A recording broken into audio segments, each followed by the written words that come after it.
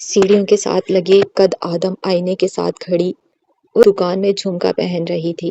جھمکا چاندی کا تھا، اس کے سلور چوڑی دار پاجامے جیسا، اور سبز قمیض پر بھی ایسا کام تھا، اور دوپٹہ تو ایسا تھا جیسے سبز آسمان پر تارے بکھیرے ہوں۔ چھوٹی آستین سے اس کے نرم گداز بازو نمایاں تھے، اور گھوری کلائی میں سبز اور سلور چوڑیاں۔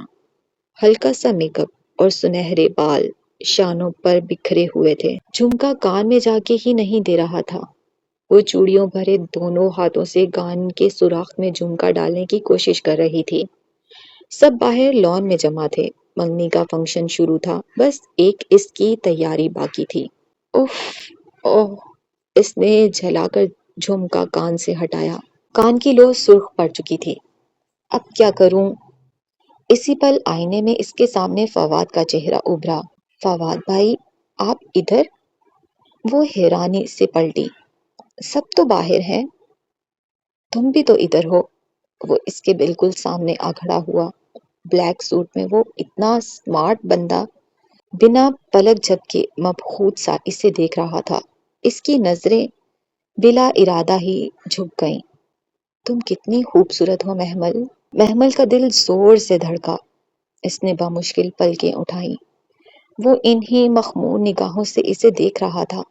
اس کی نظروں کی خط سے اس کے رخسار سرخ پڑنے لگے تھے۔ وہ جھمکا پہنا نہیں جا رہا۔ وہ گھبرا کر ادھر ادھر دیکھ کر بولی، ادھر دکھاؤ۔ فواد نے اس کے ہاتھ سے جھمکا لیا، ذرا سا جھکا، ایک ہاتھ سے اس کا کان پکڑا اور دوسرے سے جھمکا ڈال دیا۔ لو، اتنی سی بات تھی اور تم نے پورا کان سرخ کر ڈالا، اس نے نرم لہجے میں کہتے ہوئے اس کے بھورے بالوں کو چھوا اور پیچھے ہٹ گیا۔ وہ بھی سنبھل کر جھمکے کا سہارا لگانے لگی۔ ایک دم ہی فواد کچھ کہے بنا باہر چلا گیا، اور وہ پچھلے لمحے کے فصوں میں کھوئی ہوئی تھی۔ چونک کر پلٹی، وہ دروازہ بند کر کے جا چکا تھا۔ یہ کیا؟ وہ الجھ کر آئینے کی طرف پلٹی تو ٹھٹک گئی۔ حسن سیڑھیوں کے اوپر کھڑا تیکھی نظروں سے اسے دیکھ رہا تھا۔ وہ گھبرا کر جلدی سے بالوں میں برش پھیر کر جانے لگی، مگر حسن سیڑھیاں تیز تیز پھلانگتا نیچے آیا اور اگر آج کے بعد میں نے تجھے فواد کے 10 فٹ کے قریب بھی دیکھا تو ٹانگیں توڑ کر گھر بٹھا دوں گا، سمجھی؟ غصے سے اس کی کلائی پکڑ کر اس نے اتنی زور سے جھٹکا دیا کہ اس کی چیخ نکل گئی۔ حسن بھائی، آئی سمجھ کے نہیں؟ اس نے دوبارہ جھٹکا دے کر اس کی کلائی چھوڑی اور ایک گسیلی نگاہ ڈال کر لمبے لمبے ڈھک بھرتا باہر چلا گیا۔ وہ ساکت سی اپنی جگہ پر کھڑی رہ گئی۔ اس نے سبز چوڑیوں والی کلائی پکڑی تھی اور آدھی سے زیادہ چوڑیاں تڑ تڑ ٹوٹ کر گرنے لگی تھیں۔ بہت سا کانچ اسے چبھ گیا تھا اور جگہ جگہ سے خون کے قطرے رسنے لگے تھے۔ یہ حسن بھائی، انہیں کیا ہوا؟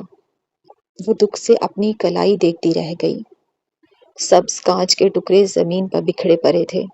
اس کی آنکھوں میں آنسو آ گئے۔ یتیم ہونے کا یہ مطلب تھا؟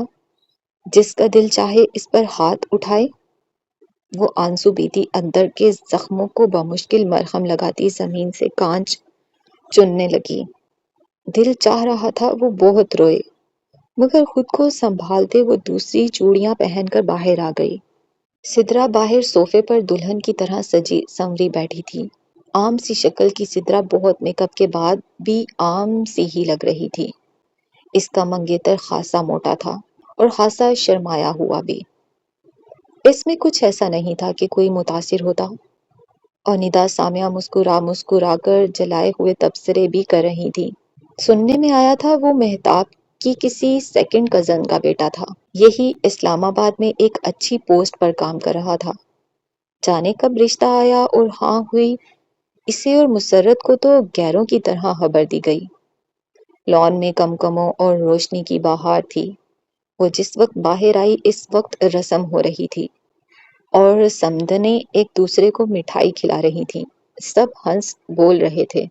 وہ خاموشی سے گھاس پر چلتی ہوئی ایک کرسی پر آ بیٹھی۔ اس کا دل اداس اور آنکھیں غمگین تھیں۔ فواد بھی وہیں اسٹیج پر کسی بات پر ہنستا ہوا اپنے بہنوئی کو مٹھائی کھلا رہا تھا۔ محمل نے ارد گرد متلاشی نگاہوں سے دیکھا۔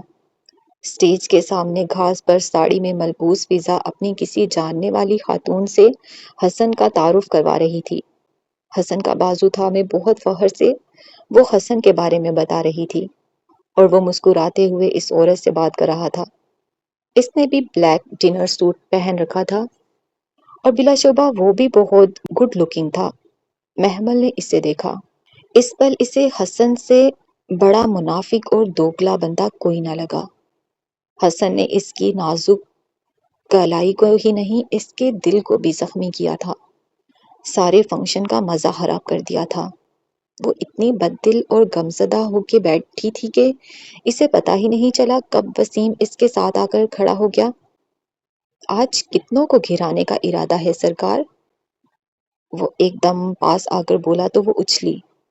وہ اپنے ازلی لوفرانہ انداز میں مسکرا رہا تھا۔ بڑے لشکارے ہیں چھوٹی کزن ہیریت؟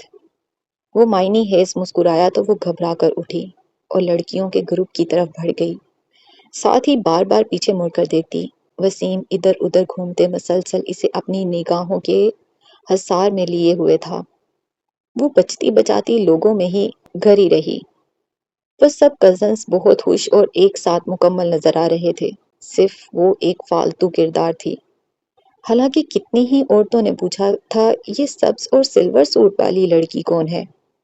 وہ تھی ہی اتنی منفرد اور دلکش اور ہر شے سے بے خبر۔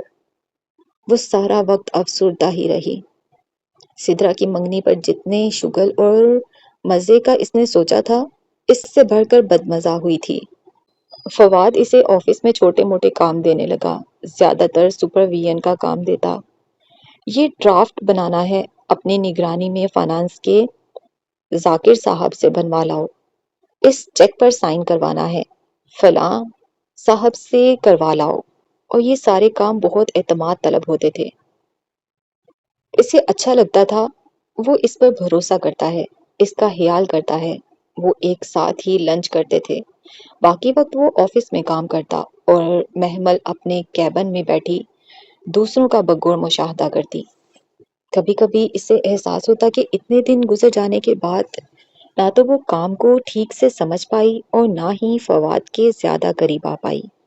وہ ہمیشہ اس کی پسند کی چیزیں منگواتا، اس سے اس کے مشاغل اور اسٹڈی کے بارے میں ہلکی پھلکی گپ شپ بھی کرتا، مگر اس شام آئینے کے سامنے جھمکا پہنانے جیسی بے خودی اور جرأت دوبارہ نہیں کی تھی۔ اس روز صبح فواد کے ساتھ آفس نہیں گئی تھی۔ دوپہر میں اسٹاپ پر آنا، میں پک کر لوں گا، آج مجھے تم سے کچھ بات کرنی ہے، وہ صبح دھیرے سے کہہ گیا تھا۔ اور اب وہ مسرور دوپہر کا انتظار کرتی اوپر ٹیرس پر بیٹھی چائے پی رہی تھی۔ جانے فواد کو کیا بات کرنی تھی، اتنا کیا خاص کام تھا؟ وہ ٹانگ پہ ٹانگ رکھے چائے کے سپ لیتی سوچ رہی تھی۔ نگاہیں یوں ہی ساتھ والوں کے لان میں بھٹک رہی تھی۔ وہاں گھاس پر سفید چادر بچھی ہوئی تھی اور ان پر سفید شلوار قمیض اور سفید ٹوپی پہنے مدرسے کے بچے ہل ہل کر قرآن پاک پڑھ رہے تھے۔ درمیان میں ایک چھوٹی سی میز پڑی تھی جس پر ایک بڑا قرآن پاک اور کچھ سپارے پڑے ہوئے تھے، ساتھ ہی اگر بتیاں جل رہی تھیں۔ وہ بلا ارادہ ہی بڑے بند قرآن کو دیکھے گئی۔ ذہن کے نہا خانوں سے وہ چہرہ نکل کر اس کے سامنے آ گیا، سیاہ فام لڑکی کا چہرہ، سیاہ آنکھیں اور موٹے موٹے سیاہ ہونٹ۔ وہ مصحف کو سینے سے لگائے لنگڑاتے ہوئے سڑک پہ دور جا رہی تھی۔ کبھی کبھی اسے لگتا جاتے ہوئے اس کی آنکھوں میں آنسو تھے۔ وہ کیوں رو رہی تھی اسے سمجھ نہیں آئی تھی۔ اسی طرح بچے ہل ہل کر سپارے پڑھ رہے تھے۔ اس نے دیکھا کونے پر بیٹھے ہوئے ایک بچے نے صفحہ پلٹتے ہوئے ادھر ادھر دیکھا اور دو تین صفحے ایک ساتھ پلٹ دیے اور پھر بلند آواز میں لہک لہک کر پڑھنے لگا۔ نہ چاہتے ہوئے بھی محمل ہنس دی۔ وہ چھوٹا سا بچہ اپنی دانست میں آس پاس کے لوگوں کو دھوکہ دے رہا تھا یا پھر رب کو، وہ جان نہیں پائی۔ بچے آہستہ آہستہ اٹھ کر سپارے رکھنے لگے تھے۔ یہاں تک کہ سارے پاروں کا واپس ڈھیر میز پر لگ گیا تو قاری صاحب نے پاس کھڑے ملازم کو بلایا۔ قرآن خوانی ہو چکی ہے، بریگیڈیئر صاحب کو بلا دیں، آ کر دعا میں شرکت کر لیں۔ ملازم سر ہلا کر اندر چلا گیا۔ وہ فواد کو بھول کر دلچسپی اور تجسس سے ریلنگ پر جھکی ساری کاروائی دیکھنے لگی۔ سر کہہ رہے ہیں وہ بیزی ہیں، دعا میں شرکت نہیں کر سکتے، مگر آپ کا شکریہ کہ آپ نے قرآن پڑھا دیا۔ سر کہہ رہے ہیں کہ انہیں سکون نہیں ہے، باقی سب ٹھیک ہے، بس یہی دعا کروا دیں کہ انہیں سکون مل جائے۔ قاری صاحب نے گہری سانس لی اور دعا کے لیے ہاتھ اٹھا لیے۔ وہ جیسے شوقڈ سی سارا منظر دیکھ رہی تھی۔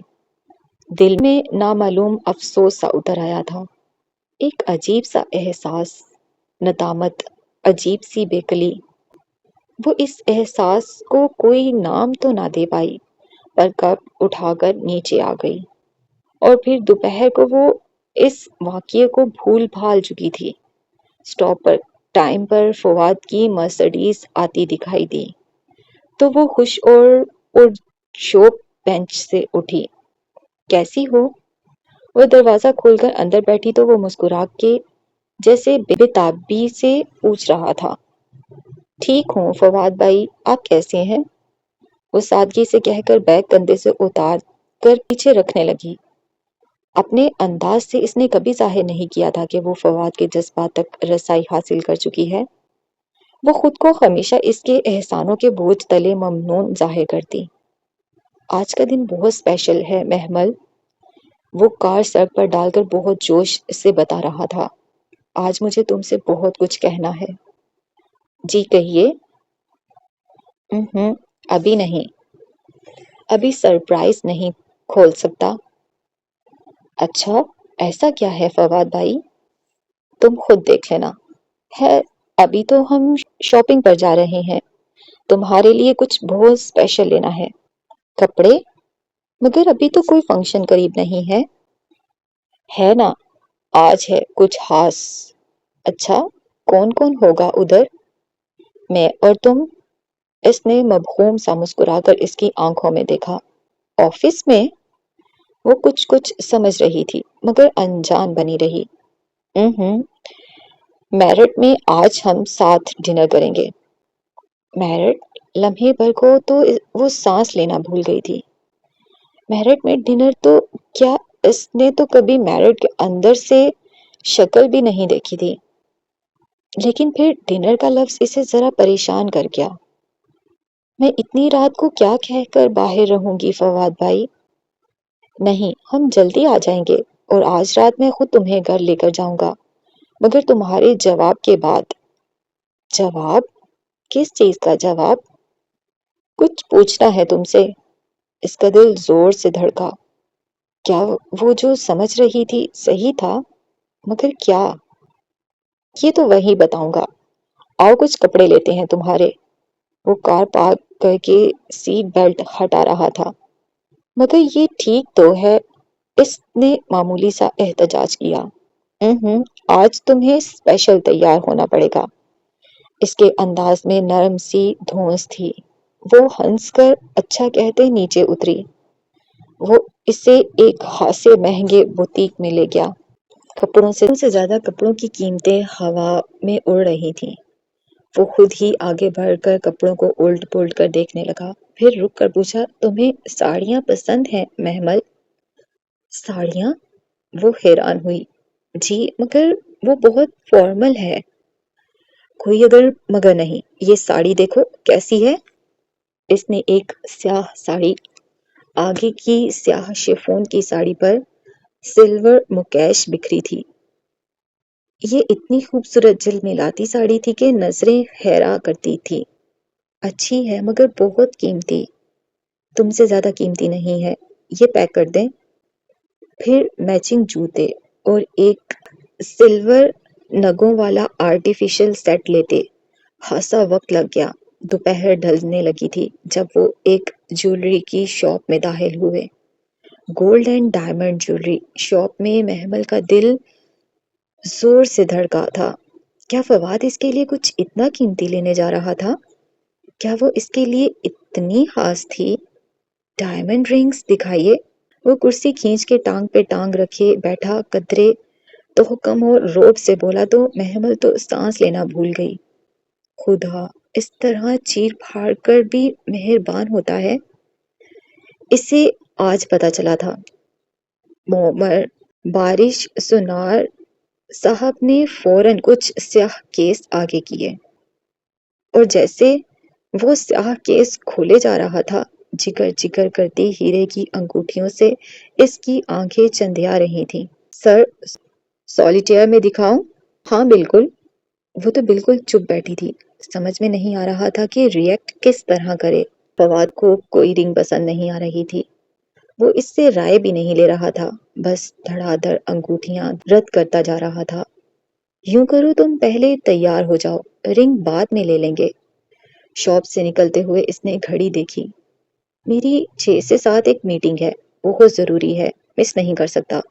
6 سے 7 تمہیں میرے ساتھ آفس میں بیٹھنا پڑے گا، اور پھر 7 بجے ہم اکٹھے میرٹ کے لیے نکلیں گے، سو تم ابھی تیار ہو جاؤ۔ کدھر؟ وہ واقعی حیران ہوئی تھی۔ پارلر میں، اور کدھر؟ میں نے تمہارے لیے اپوائنٹمنٹ لے لی تھی، تم صرف اندر جانا اور وہ تمہیں تیار کر دیں گی۔ وہ اسے قریبی پارلر لے آیا تھا، اور پھر ویسے ہی ہوا جیسے اس نے کہا تھا۔ محض 1 گھنٹے کے بعد جب اس نے پارلر کے قد آدم آئینے میں خود کو دیکھا تو اسے خود پر رشک آیا۔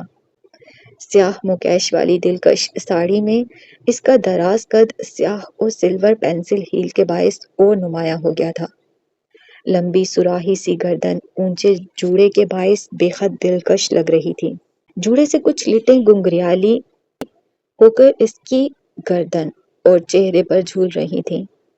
لائٹ لپسٹک کے ساتھ اسموکی آئیز اور بلیک بلاؤز کی چھوٹی بازو سے جھلکتے اس کے بے حد گورے سنہرے بازو۔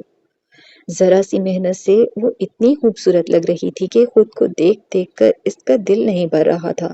وہ باہر آئی تو وہ جو اس کے انتظار میں گاڑی سے ٹیک لگائے کھڑا تھا ایک دم سیدھا ہوا، اور پھر مبہوت سا دیکھتا رہ گیا۔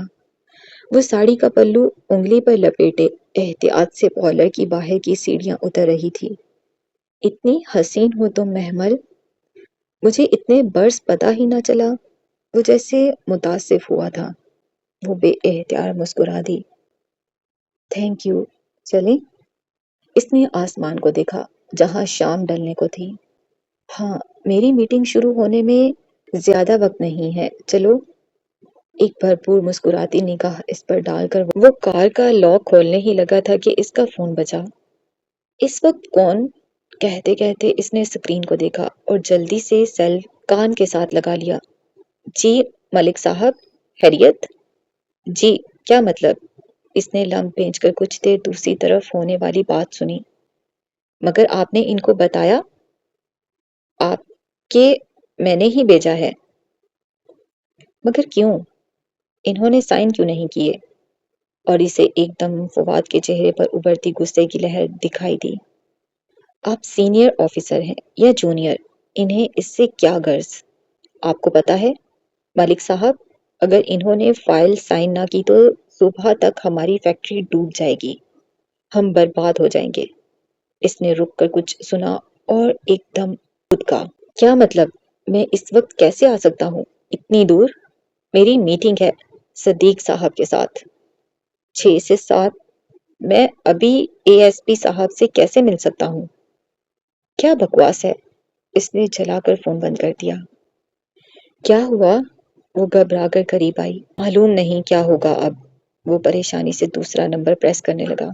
لمحے بھر کو تو وہ جیسے بھول ہی گیا تھا کہ وہ اس کے ساتھ کھڑی ہے۔ جی راؤ صاحب، میں نے ملک الیاس کو بھیجا تھا آپ کی طرف۔ مگر راؤ صاحب، اتنی بھی کیا بے اعتباری؟ اس نے رک کر دوسری طرف سے سنا اور جیسے ضبط کرتا ہوا بے بسی سے بولا، آپ کی اے ایس پی کا دماغ تو ٹھیک ہے، اس کا باپ جاگیردار ہوگا گاؤں کا، ہم اس کے مزارے نہیں ہیں۔ بورڈ آف ڈائریکٹر میں سے کسی کے پاس بھی اتنا ٹائم نہیں ہے کہ ان کے ایک فون کال پہ بھاگا چلا آئے، اور نہ ہی وہ لمحے بھر کو رکا اور پھر میں کچھ دیر میں آپ کو بتاتا ہوں کہہ کر وہ اب کوئی اور نمبر ملانے لگا تھا۔ اے ایس پی ہمایوں داؤد نہ جانے کیا مسئلہ ہے اس بندے کا۔ محمل بد دل سی اس کے ساتھ گاڑی کے باہر کھڑی تھی۔ نہ جانے کیا ہوا تھا، دل میں عجیب عجیب سے وسوسے آ رہے تھے۔ خیریت ہے فواد بھائی؟ خیریت ہی تو نہیں ہے، اے ایس پی جان کو آ گیا ہے، کہتا ہے کمپنی کے مالکوں کو بھیجو تو فائل اپروو ہوگی۔ میں ملازموں سے بات نہیں کرتا، اب کس کو بھیجوں ادھر؟ وہ ابھی اسی وقت بلا رہا ہے اور اس کے گھر پہنچنے کے لیے آغا جان یا حسن کو 1.5 گھنٹہ تو لگ جائے گا، اور اگر نہ پہنچے تو میرا کروڑوں کا پروجیکٹ ڈوب جائے گا۔ وہ جھنجھلا کر کسی کو بار بار فون ملاتا بہت بے بس لگ رہا تھا۔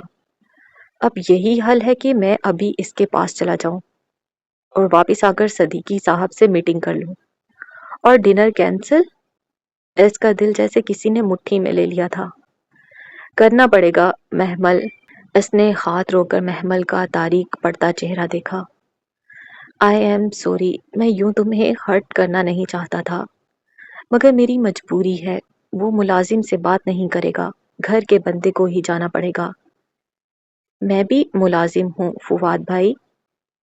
ایک خیال سا محمل کے دماغ میں بھی ابھرا۔ کیا مطلب؟ وہ جیسے چونکا۔ اگر میں آپ کے 2 کاموں میں سے ایک کر دوں تو تب تو ہم ڈنر پر جا سکتے ہیں نا؟ وہ ہچکچا کر بولی کہ کہیں برا نہ مان جائے۔ ارے مجھے یہ خیال کیوں نہیں آیا؟ تم بھی تو کمپنی کی اونرز میں سے ہو، تم بھی تو یہ فائل سائن کروا سکتی ہو۔ بلکہ یوں کرتے ہیں، تم فائل کو لے کر ڈرائیور کے ساتھ چلی جاؤ جب تک میں صدیقی صاحب سے نبٹ لیتا ہوں، اور پھر ڈرائیور تمہیں ہوٹل لے آئے گا، ٹھیک؟ اس نے منٹوں میں سارا پلان ترتیب دے لیا تھا۔ وہ گہری سانسیں بھر کر رہ گئی۔ ٹھیک ہے، میں پھر چینج کر لوں؟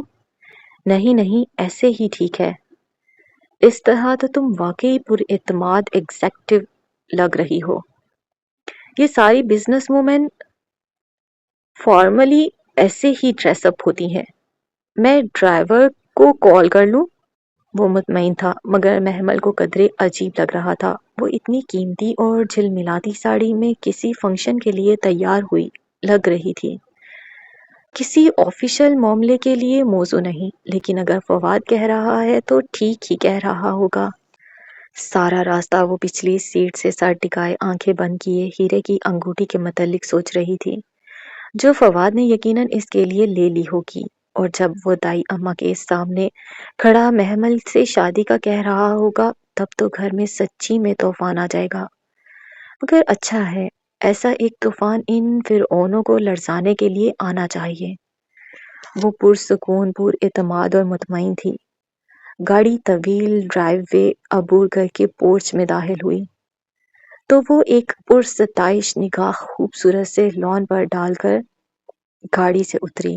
مین ڈور پر جیسے ایک سوٹڈ بوٹڈ ادھیر عمر شخص جیسے اس کا منتظر کھڑا تھا۔ اے ایس پی ہمایوں داؤد؟ اس نے ذہن میں اندازہ لگایا اور فائل ہاتھ میں پکڑے اعتماد سے چلتی ان کے قریب آئی۔ میں آغا گروپ آف انڈسٹریز سے ہوں۔ جی میڈم۔ محمل ابراہیم؟ آئیے، اے ایس پی صاحب آپ کا ہی انتظار کر رہے ہیں۔ اس نے دروازہ کھول کر راستہ دیا۔ وہ لمحے بھر کو ہچکچائی، پھر خود کو دے ہوئے آگے بڑھی۔ روشنیوں سے گھرا بے حد نفیس اور قیمتی سامان سے آراستہ گھر اندر سے اتنا خوبصورت تھا کہ خود کو سنجیدہ رکھنے کے باوجود اس کی نظر بار بار بھٹک کر آس پاس کا جائزہ لینے لگتی۔ اے ایس پی صاحب کدھر ہیں؟ وہ اندر آپ کا انتظار کر رہے ہیں۔ وہ اس کے آگے تیز تیز چلتا ہوا لاؤنج میں لے آیا۔ سر، یہ پہنچ گئی ہیں۔ اس نے لاؤنج میں قدم رکھا تو ایک شخص کو اپنی طرف متوجہ پایا۔ وہ ٹانگ پہ ٹانگ رکھے صوفے پہ بیٹھا تھا، تھوڑی تھوڑی سی شیو بڑھی ہوئی تھی اور بال ماتھے پر بکھرے ہوئے تھے۔ بلیک کوٹ میں ملبوس، جس کے اندر سفید شرٹ کے اوپر والے 2 بٹن کھلے تھے۔ ایک ہاتھ میں اورنج جوس سے بھرا وائن گلاس لیے وہ اسے غور سے دیکھ رہا تھا۔ ایک لمحے کو تو محمل کے قدم ڈگمگائے۔ اس کا پالا تو ابھی تک بس گھر کے لڑکوں سے پڑا تھا۔ فواد اور حسن خوش شکل تھے، کچھ دولت کی چمک دھمک سے بھی سٹائلش لگتے تھے۔ باقی اس کے چچاؤں میں سے بھی کوئی متاثر کن شخصیت کا مالک نہیں تھا، جتنا صوفے پہ بیٹھا وہ مغرور سا دکھنے والا شخص تھا۔ ہینسم، بے حد ہینسم۔ اتنا وجیہ مرد اس نے پہلی بار دیکھا تھا۔ وہ نہ چاہتے ہوئے بھی مرعوب ہو گئی۔ وہ خاموشی سے اسے بغور جانچتی نگاہوں سے دیکھتا رہا، یہاں تک کہ وہ آ کر سیدھی سامنے والے صوفے پر بیٹھی اور فائل میز پر رکھ دی۔ یہ فائل اپروو کروانی تھی اے ایس پی صاحب۔ وہ ٹانگ پر ٹانگ رکھے اس کے مقابل بیٹھی خاصے اعتماد سے بولی تو وہ ذرا سا مسکرایا اور پاس کھڑے سوٹڈ بوٹڈ شخص کی طرف دیکھا۔ ان کو آغا فواد کریم نے ہی بھیجا ہے راؤ صاحب، مسکرا کر کہتے اس نے جوس کا گلاس لبوں سے لگایا۔ محمل نے چونک کر راؤ کو دیکھا، وہ بھی مسکرا دیا تھا۔ کچھ تھا ان دونوں کی معنی ہے اس مسکراہٹ میں کہ دور اس کے ذہن میں خطرے کا الارم بجا۔ تو آپ فائل اپروو کروانے آئی ہیں؟ وہ استہزائیہ مسکراتی نگاہوں سے کہہ رہا تھا۔ محمل کو الجھن ہونے لگی۔ جی یہ آغا انڈسٹریز کی فائل ہے اور آپ کی اپنی فائل وہ کہاں ہے؟ اس نے گلاس سائڈ پر رکھ کر جھک کے فائل اٹھائی۔ میری کون سی فائل؟ کچھ تھا جو اسے کہیں غلط لگ رہا تھا، کہیں کچھ بہت غلط لگ رہا تھا۔ آپ جائیں راؤ صاحب۔ اس نے فائل کے صفحے پلٹا کر ایک سرسری سی نظر ڈالی اور پھر فائل اس کی طرف بڑھائی۔ محمل لینے کے لیے اٹھی مگر پھر تیزی سے راؤ صاحب نے آگے بڑھ کر فائل تھامی اور جا کر آغا فواد کے ڈرائیور سے کہیں کہ فائل اپرووڈ ہے، صبح انہیں رسید مل جائے گی۔ بہتر سر۔ راؤ صاحب فائل لے کر پلٹے تو وہ اٹھ کھڑی ہوئی۔ مجھے دے دیں، میں لے جاتی ہوں۔ وہ دونوں ایک دم چونکے تھے اور پھر رک کر ایک دوسرے کو دیکھا۔ ہمایوں نے اشارہ کیا تو راؤ صاحب مسکرا کر باہر نکل گئے۔ آپ بیٹھیے میڈم، ڈرائیور دے آئے گا۔ ایک دم ہی اس کے کانوں میں خطرے کی گھنٹی زور زور سے بجنے لگی۔ اسے لگا وہ غلط وقت پر غلط جگہ اور غلط لوگوں میں آ گئی ہے۔ اسے وہاں نہیں آنا چاہیے تھا۔ نہیں میں چلتی ہوں۔ وہ پلٹنے ہی لگی تھی کہ وہ تیزی سے اٹھا اور زور سے اس کا بازو پکڑ کر اپنی طرف گھمایا۔ اس کے لبوں سے چیخ نکلی، زیادہ اوور سمارٹ بننے کی ضرورت نہیں ہے، جو کہا جا رہا ہے ویسے ہی کرو۔ اس کے بازو کو وہ اپنی آخنی گرفت میں لیے گھرایا تھا۔ لمحے بھر کو تو زمین آسمان محمل کی نگاہوں کے سامنے گھوم گیا تھا۔ چھوڑے مجھے۔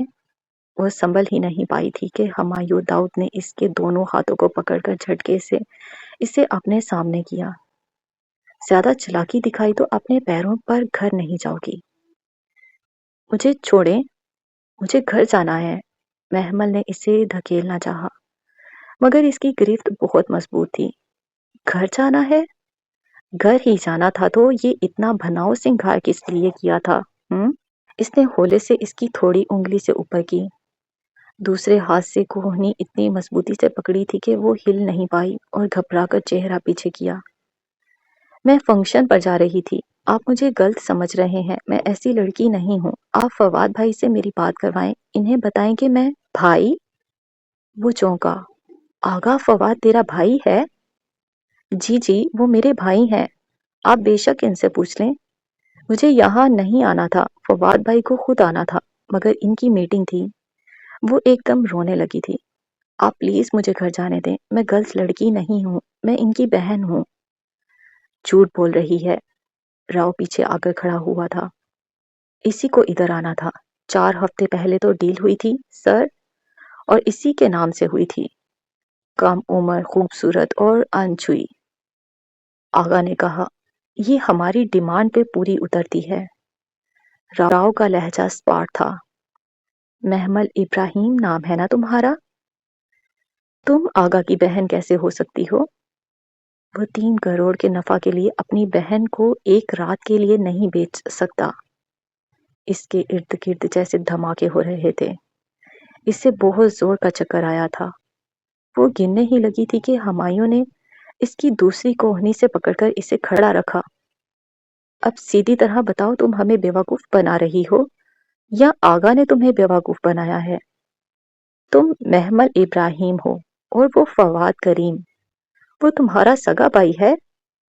اتنے عرصے لڑکیاں فراہم کر رہا ہے تو کبھی اپنی بہن کا سودا نہیں کیا؟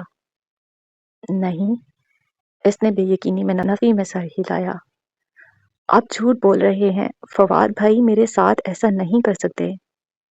آپ میری ان سے بات کروائیں، آپ خود سن لینا، وہ میرا ویٹ کر رہے ہیں، ہمیں ایک فنکشن پہ جانا تھا۔ عام انسان کی طرح محمل کو بھی ہلکی پھلکی جھوٹ کی عادت تو تھی ہی، اور اسی پرانی عادت کا کمال تھا کہ اس کے لبوں پہ خود بخود ڈنر کی جگہ فنکشن نکلا تھا۔ کہیں لاشعوری طور پر اسے احساس تھا کہ اگر فواد اور اپنے خاص ڈنر کا بتاتی تو وہ اسے بری لڑکی سمجھتا۔ راؤ صاحب، آغا فواد کو فون ملائیں۔ Right sir. راؤ موبائل پر نمبر ملانے لگا۔ اور سپیکر آن رکھیں، اس نے کہہ کر ایک گہری نظر محمل پر ڈالی۔ وہ بے قرار اور ہراساں سی کھڑی راؤ کے ہاتھ میں پکڑے فون کو دیکھ رہی تھی۔ جی راؤ صاحب، ایک دم کمرے میں فواد کی آواز گونجی۔ مال پہنچ گیا؟ پہنچ تو گیا ہے مگر پرسے آواز بہت دیتے ہیں۔ آپ بات کر لیں، اس نے فون آگے بڑھا کر محمل کے کان سے لگایا۔ ہیلو فواد بھائی، وہ رو پڑی تھی۔ فواد بھائی، یہ لوگ مجھے غلط سمجھ رہے ہیں، آپ پلیز ان کو… بکواس مت کرو اور میری بات غور سے سنو۔ تمہیں وہ ڈائمنڈ چاہیے یا نہیں؟ چاہیے نا، تو جیسے اے ایس پی صاحب کہتے ہیں کرتی جاؤ۔ فواد بھائی، وہ حلق کے بل چلائی، یہ میرے ساتھ کچھ غلط کر دیں گے۔ وہ جو کرتے ہیں کرنے دو، ایک رات کی ہی تو بات ہے۔ اب زیادہ بک بک مت کرنا، صبح تمہیں ڈرائیور لینے آ جائے گا۔ ساتوں آسمان اس کے سر پر ٹوٹے تھے۔ وہ ساکت سی کھڑی رہ گئی۔ صرف ایک رات ہی کی تو بات ہے، صرف ایک رات ہی کی تو بات ہے۔ اس کی آواز اس کے ذہن پر ہتھوڑے برسا رہی تھی۔ بس ایک ڈائمنڈ رنگ کا لارا دیا ہے اس نے تمہیں، اور تم تو کہتی ہو وہ تمہارا بھائی ہے۔ فون اس کے کان سے ہٹا کر بند کرتے ہوئے ہمایوں نے ایک طنزیہ مسکراہٹ کے ساتھ اسے دیکھا۔ وہ اسی طرح پتھر کا بت بنی کھڑی تھی۔ اس کا ذہن، دل، کان، آنکھیں سب بند ہو چکے تھے۔ راؤ صاحب، پتہ کروائیں یہ واقعی فواد کریم کی بہن ہے یا نہیں، اور اس کی بات میں کتنی سچائی ہے، یہ تو ہم بعد میں خود معلوم کر لیں گے۔ شمس پچل، اس نے زور سے آواز لگائی۔ اس کے ہاتھ پاؤں ٹھنڈے پڑنے لگے تھے۔